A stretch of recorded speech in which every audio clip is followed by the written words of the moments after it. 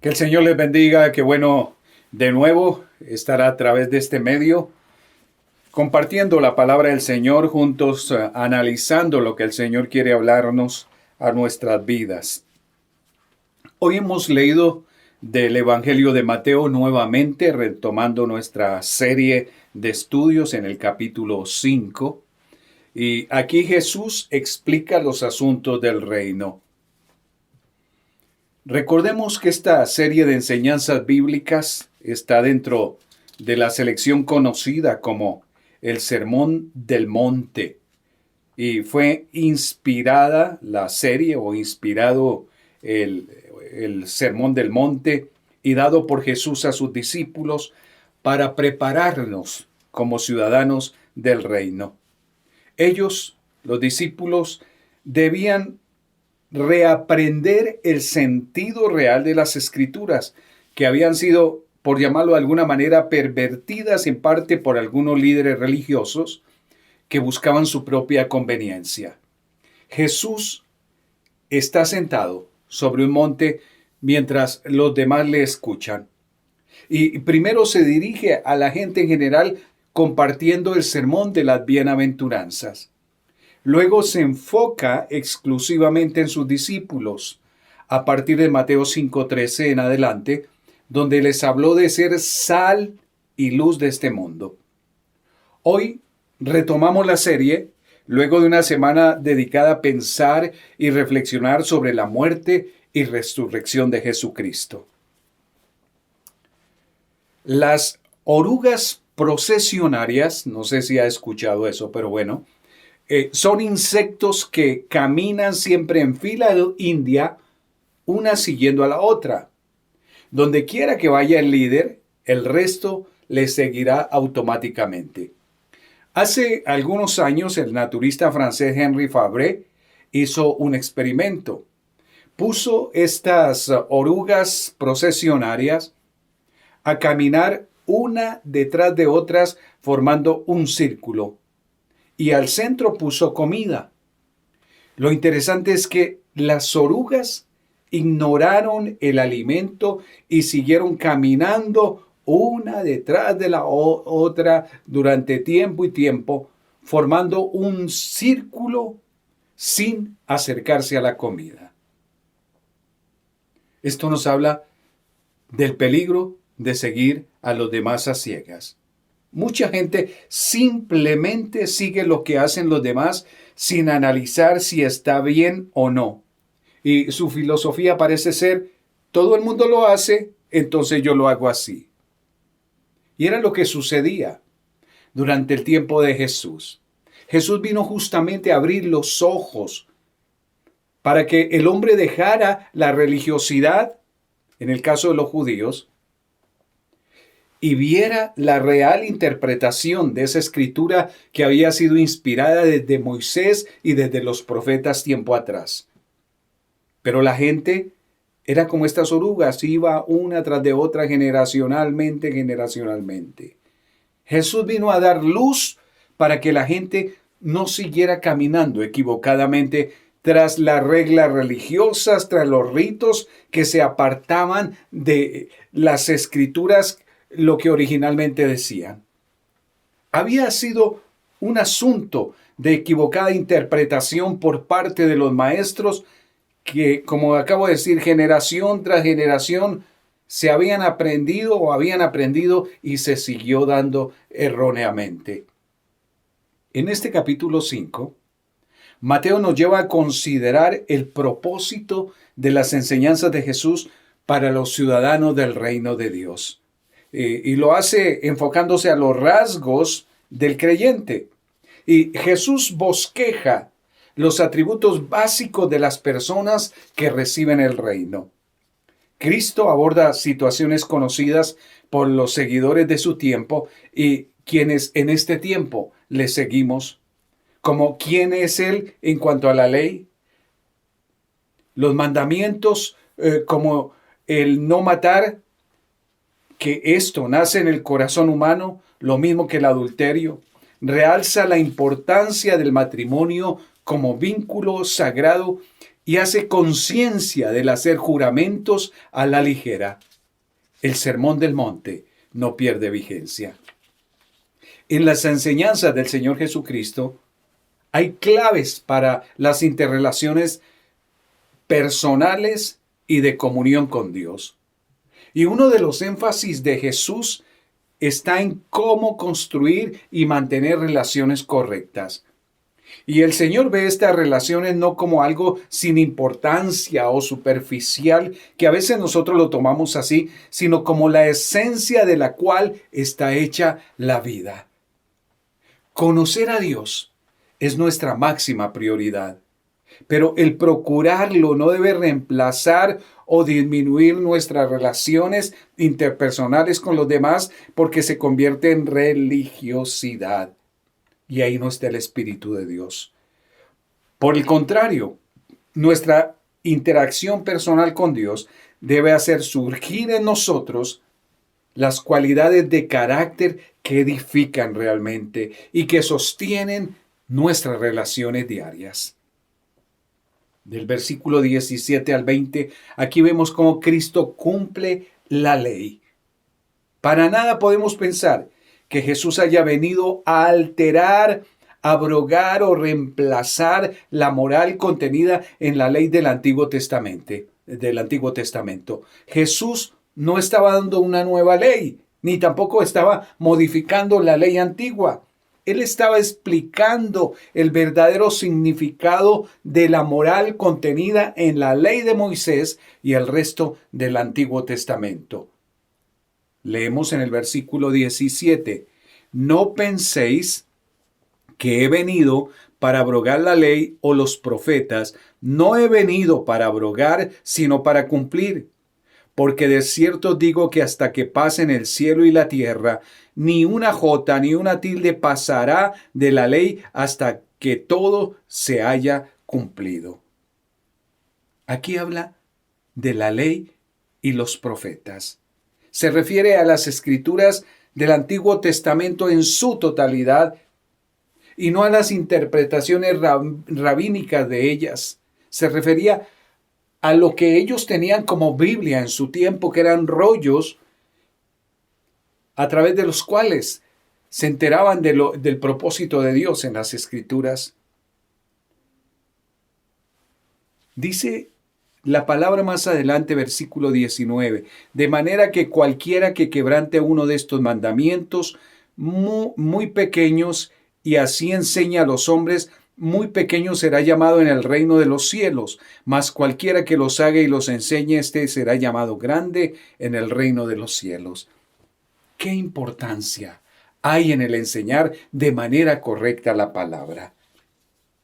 El Señor estaba hablando directamente a los religiosos, a los que habían interpretado mal la palabra del Señor. Y está hablando para sus discípulos principalmente y les dice, en otras palabras, no vayan a hacer lo que se ha hecho hasta este momento. Se ha interpretado equivocadamente la palabra del Dios eterno y comienza Jesús a través de esa ley, de esa Biblia de ese tiempo, a explicar de tal manera como el Espíritu Santo quiere que nosotros comprendamos. Y está hablando de cumplir la ley, tal como las profecías debían cumplirse, no como los rabinos decían. Cristo estaba indicando que Él era el cumplimiento de la ley en todos sus aspectos. Él cumplió la ley moral al mantenerse perfecto. Él cumplió la ley ceremonial al ser la encarnación de todo lo que los tipos y símbolos de la ley puntualizaron. Cumplió también la ley judicial, personificando la justicia perfecta de Dios. Recordemos cómo el velo fue rasgado cuando Jesucristo murió en la cruz del Calvario. Se rasgaron muchas cosas. Jesús vino a traer claridad, amplitud a esa ley.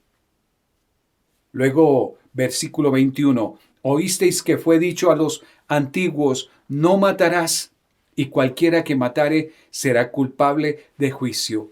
Pero yo digo que cualquiera que se enoje contra su hermano será culpable de juicio, y cualquiera que diga necio a su hermano será culpable ante el concilio, y cualquiera que le diga fatuo quedará expuesto al infierno. Por tanto, si traes tu ofrenda al altar y allí te acuerdas de que tu hermano tiene algo contra ti, deja allí tu ofrenda delante del altar y anda, reconcíliate primero con tu hermano, y entonces ven y presenta tu ofrenda. Ponte de acuerdo con tu adversario pronto, entre tanto que estás con él en el camino. No sea que el adversario te entregue al juez y el juez al alguacil y seas echado en la cárcel. El odio es como dar muerte a otro. El enojo nace en el corazón del ser humano, se va alimentando de otras raíces de amargura, convirtiéndose en odio, y este puede llevar a quitar la vida física a alguien. Y Jesús explica que no debemos dejar que esto ocurra, pues desde el mismo momento que damos cabida a la ira, en nuestro corazón estamos dando muerte a la otra persona. Jesús equipara la ira con el asesinato. Debemos ser muy cuidadosos en cómo les hablamos a los demás, no sea que palabras cargadas de enojo nos pongan bajo el juicio divino. Y nos aconseja también a practicar la reconciliación cuando habla de ir donde el hermano, cuando nos habla de no presentar la ofrenda vanamente, reconciliarnos primero antes de ir ante Dios. Debemos comprender que los conflictos causan mucho más daño cuando se dejan sin resolver. El sexto mandamiento no solo prohíbe el acto de matar, sino que se aplica también al pensamiento y a la palabra, a la cólera injustificada y a los insultos destructivos. De cierto te digo que no saldrás de allí hasta que pagues el último cuadrante. El Señor está hablando de reconciliarnos, de tener una actitud de paz, una actitud pacifista, de bajarle al tono, de controlar el enojo, de mejor arreglar las cosas por las buenas. Versículo 27. Oísteis que fue dicho, no cometerás adulterio, pero yo digo que cualquiera que mira a una mujer para codiciarla, ya adulteró con ella en su corazón. Por tanto, si tu ojo derecho te es ocasión de caer, sácalo y échalo de ti, pues mejor te es que se pierda uno de tus miembros y no que todo tu cuerpo sea echado al infierno. ¿Cómo ve Jesús el aspecto del adulterio? Algo que hoy en día no se ve como un pecado. Y tristemente aún dentro del pueblo de Dios se puede encontrar esto. El adulterio o la fornicación se produce cuando dos personas que no están casadas mantienen una relación sexual. La Biblia condena este acto con claridad en Éxodo 20:14. No cometerás adulterio. Y no da más explicación. Es un mandamiento categórico. Al fin y al cabo esto atenta contra la promesa del matrimonio de ser fiel al cónyuge. En Hebreos 13:4 ya decía el autor que honroso sean todos el matrimonio y el lecho sin mancilla, pero a los fornicarios y a los adúlteros los juzgará Dios. Todo lo hizo hermoso en su tiempo, está escrito en Eclesiastés. Y el tiempo que Dios ha determinado para la intimidad sexual entre un hombre y una mujer es dentro del matrimonio. Tener relación antes del matrimonio o bien con otra pareja después del matrimonio va en directa desobediencia a la voluntad de Dios. Incluso, si un cónyuge diera su consentimiento para una relación extraconyugal, esto no significa que sea aceptable frente a los ojos de Dios. Igualmente es pecado. En el Nuevo Testamento Jesús amplía la definición de adulterio o fornicación para incluir una intención potencialmente oculta en el corazón. En Mateo 5:27 y 28. no cometerás adulterio. Dice, ustedes han escuchado esto a través del tiempo, desde los mandamientos que se dieron a través de Moisés. Pero yo les digo que cualquiera que mira a una mujer para codiciarla, ya adulteró con ella en su corazón. También hace énfasis en la actitud extrema que uno debe tomar para evitar tal pecado. Versículos 29 al 30. Si tu ojo te es ocasión de caer, sácatelo. Échalo de ti. Pues mejor te es que se pierda uno de tus miembros y no que todo tu cuerpo sea echado al infierno. No está diciendo el Señor que hay que hacerlo así, cortarnos una mano, cortarnos un pie, cortarnos la lengua para no chismosear. No, el Señor está diciendo que tengamos cuidado, sepamos controlar todo esto, que nos mantengamos en pureza. Jesús no se limita a condenar el adulterio, sino que alerta contra los pensamientos adúlteros. El Señor demanda un control total sobre los miembros del cuerpo, una rígida abnegación moral. Cuando somos tentados con pensamientos impuros, podemos recordar que Jesús nos abrió un camino para salir del pecado. En Hebreos 4, 15 y 16, porque no tenemos un sumo sacerdote que no pueda compadecerse de nuestras debilidades, sino uno que fue tentado en todo, según nuestra semejanza, pero sin pecado. Acerquémonos, pues, confiadamente al trono de la gracia para alcanzar misericordia y hallar gracia para el oportuno socorro. Nuestro sumo sacerdote Jesús se compadece de nuestras debilidades, sufre cuando nosotros accedemos a la carne. Acerquémonos, pues, a través de la oración, a través del arrepentimiento, al trono de la gracia. En el trono de la gracia recibimos la ayuda que necesitamos, como dice en el versículo 18 de Hebreos 2, pues en cuanto él mismo padeció siendo tentado, es poderoso para socorrer a los que son tentados. El Señor está dispuesto a ayudarnos. No está para acusarnos, pero Él aquí está advirtiendo, explicando mejor la ley que tiene que ver con el adulterio. Y avancemos, versículo 31 y 32.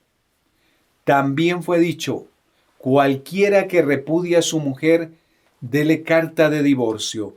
Pero yo digo que el que repudia a su mujer, a no ser por causa de fornicación, hace que ella adultere, y el que se casa con la repudiada comete adulterio. Jesús está hablando que el matrimonio es un vínculo sagrado. Los fariseos interpretaban la enseñanza de Moisés sobre el divorcio en el sentido de que un hombre podía repudiar, rechazar tajantemente a su mujer por cualquier motivo. Jesús se opone aquí a este abuso y restringe el divorcio a los que son por causa de fornicación, expresión que encierra cualquier desviación de las claramente establecidas normas bíblicas para la relación sexual. El divorcio nunca debe ser empleado como algo para resolver los problemas, la amenaza de separarse o ir a las autoridades para divorciarse, cortar la relación matrimonial por cualquier cosa. Reconozcamos que el divorcio puede alterar el orden creado por Dios y que por lo tanto es pecado. Y sabemos que el divorcio ya consumado afecta a las dos personas, afecta a la familia de los dos, afecta a los hijos y afecta el entorno en el cual esa pareja ha vivido y afecta la relación con Dios. Jesús nos muestra que el matrimonio es una promesa hecha a Dios, a nuestro cónyuge y a la gente de nuestro entorno. Es una promesa, digamos, vinculante y no puede ser quebrantada a nuestra propia decisión. Así que cuando esté pensando en un divorcio, piense cuánto daño puede hacer Y piense lo que la palabra de Dios está hablando aquí a través de Cristo Jesús. Ame a su cónyuge. Fortalezca la relación de su matrimonio. Vayan los dos ante Dios, que es el que puede sanar cualquier herida, cualquier resquebrajamiento en esa relación de matrimonio. El matrimonio es un vínculo sagrado que no se debe romper así nomás. Versículos 33 al 37. Además habéis oído que fue dicho a los antiguos, no perjurarás, sino cumplirás al Señor tus juramentos. Pero yo digo, no juréis en ninguna manera, ni por el cielo, porque es el trono de Dios, ni por la tierra, porque es el estrado de sus pies, ni por Jerusalén, porque es la ciudad del gran rey, ni por tu cabeza jurarás, porque no puedes hacer blanco o negro un solo cabello. Pero sea vuestro hablar sí, sí, no, no, porque lo que es más de esto, de mal procede. Jesús está hablando sobre el asunto del jurar. Para nosotros es fácil hacerlo, ¿verdad? Nos tiene sin cuidado. Y mucha gente jura por el nombre de Dios o por alguno de sus padres o por cualquier cosa de manera vana y en cosas sin importancia. Los fariseos elaboraron complicadas reglas sobre los juramentos y solo los que invocaban el nombre divino eran obligatorios. Jesús enseña aquí que un juramento obliga independientemente de la forma que se utilice. La palabra dada debiera ser suficiente. Jurar equivale a confesar que no siempre decimos la verdad. ¿Por qué tener que jurar? Si nos creen, sí. Bueno, si no nos quieren creer, pues allá ellos. Y no importa las consecuencias que vengan, es lo que dice el Señor Jesucristo. Al fin y al cabo, el Señor defenderá siempre la verdad. La práctica de hacer juramentos tiene raíces muy profundas en el Antiguo Testamento. Un hombre hacía un juramento para afirmar la veracidad de las palabras que hablaba. El juramento era una maldición que ponía sobre sí mismo si su palabra no era cierta o si no cumplía su promesa. Veamos en Éxodo 22, 10 y 11, dice, si alguno hubiere dado a su prójimo asno o buey u oveja o cualquier otro animal a guardar, y éste muriere o fuere estropeado, o fuere llevado sin verlo nadie, juramento de Jehová habrá entre ambos, de que no metió su mano a los bienes de su prójimo, y su dueño lo aceptará, y otro no pagará. Los juramentos eran parte del comercio diario. Era el medio para celebrar un contrato vinculante. Era el medio para solucionar asuntos sin tener que ir a juicio. Cuando una persona comparecía ante un juez y hacía juramento, era lo mismo como en la actualidad cuando se hace legalizar un documento con la firma de un notario. Jesús no estaba diciendo, no deben consentir ser puestos bajo juramento, sino que su carácter, su reputación por ser honestos, su palabra sea tan evidente, verdadera y sin contaminación, que nadie pueda pensar que es necesario ponerles bajo juramento debido a que les consideran sospechosos de engaño. Lo que Jesús está hablando es que actuemos de manera correcta en todo, para que no haya desconfianza. Y él dice, en vez de esto que suena algo doble, su palabra sea sí, sí, no, no. El Señor está demandando que la palabra de uno sea tan digna de confianza que nadie tenga que adivinar lo que uno quiso decir. Y encontramos personas que reconocen en un cristiano que tal como es digno de confianza. Y le dicen al vecino o al familiar, si es fulanito, esa persona es correcta. Y en nuestro lenguaje coloquial, yo pongo las manos al fuego por esa persona porque sé que como cristiano es correcto lo que dice. Este pasaje bíblico no es necesariamente una prohibición de los juramentos. Jesús nos advierte de tener cuidado, de actuar de manera correcta como hijos del Dios Altísimo. Vamos a dejar hasta aquí, confiando en el Señor. La semana próxima seguiremos para cerrar este capítulo 5 del Evangelio de Mateo. Pero damos gracias a Dios que hoy nos permitió pasar así de manera rápida sobre varios aspectos del reino de los cielos. Vimos a Jesús en cuanto a la ley y lo que Él vino a hacer para explicarla de la mejor manera a las personas. También lo que Él piensa en cuanto a la ira y el enojo, en cuanto al adulterio, el divorcio, los juramentos. Jesús quiere que nosotros vayamos a la Biblia, aprendamos las cosas del reino de Dios y las interpretemos con la unción del Espíritu Santo de acuerdo al propósito que Él como inspirador tiene. Vayamos siempre a Jesús para que Él nos explique aquello que en su palabra necesitamos comprender, que será de ayuda a nuestra vida, que será de bendición a nuestra vida. No dejemos que lo que el mundo practica sea la pauta de conducta para nosotros, sino que sea la Escritura, la palabra viva y veraz de Dios. Oremos.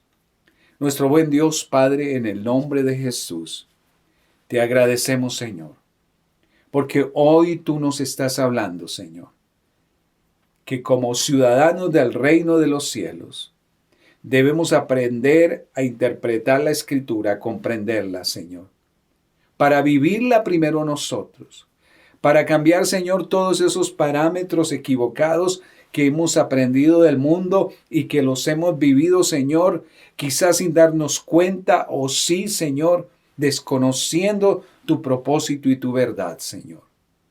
Señor, ayúdanos a ser veraces. Ayúdanos, Señor, a no ocultar las cosas ni tener un doble discurso siempre. Perdónanos, Señor, si no hemos sabido controlar nuestro enojo, nuestra ira y quizás murmuramos contra las personas, Señor. Tú dices que es igual que darle muerte a esa persona. Perdón, Señor, y ayúdanos a cambiar. Señor, oramos por las parejas que están a punto de separarse, Señor. Padre, que no haya divorcio, que haya reconciliación y ese matrimonio sea restaurado. Oramos por aquellos, Señor, que han sido contaminados por el adulterio, Señor Dios eterno. Padre, que puedan sus vidas ser restauradas, santificadas, purificadas para ti, Señor. Y darle la capacidad, Señor, de mantenerse puros, Padre. Ayúdanos, Señor, a ser sinceros, a hablar la verdad, Señor. Al actuar, Señor, con integridad. Que la gente no tenga que dudar de nosotros, sino que pueda más bien decir, si es un hijo de Dios, es digno de confianza. Ayúdanos, Señor. Lo pedimos en el nombre de Jesús.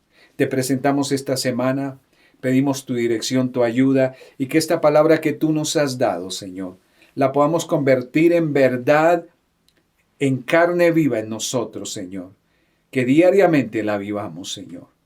Ayúdanos, Espíritu Santo. En el nombre de Jesús oramos y agradecemos todo. Amén. Que Dios les bendiga, que tengan una semana muy bendecida. Pásenla bien con sus familias. Hasta dentro de 8 días.